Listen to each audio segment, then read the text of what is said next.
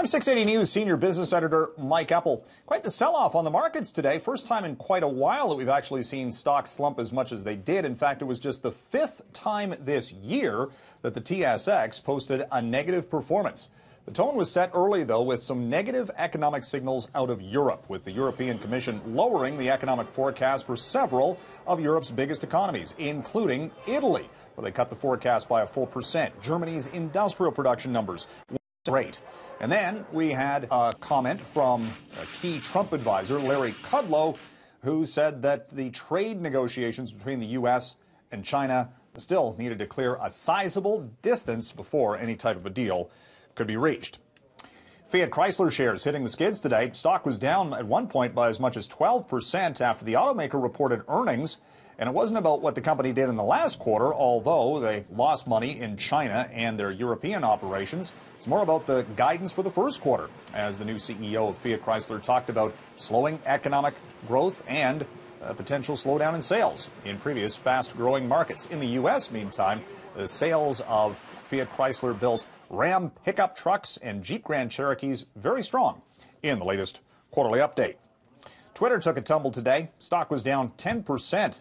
After the social media company reported a slowdown in the number of monthly users, the growth rate at least. That could have something to do with Twitter, though, cracking down on so-called fake accounts.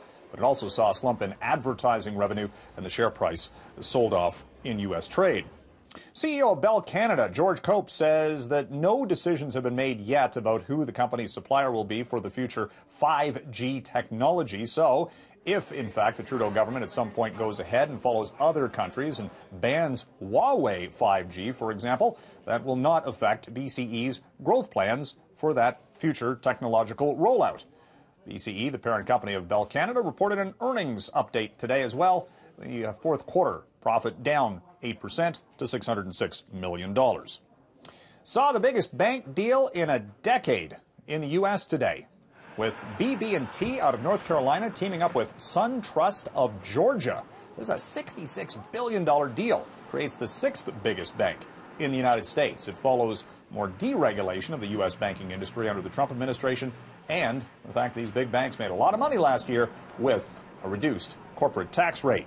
Now we saw the first passenger flight today of Delta Airlines A220 passenger jet. Now this was previously known as the Bombardier C-Series. But Bombardier sold majority control of the plane project to Airbus last year.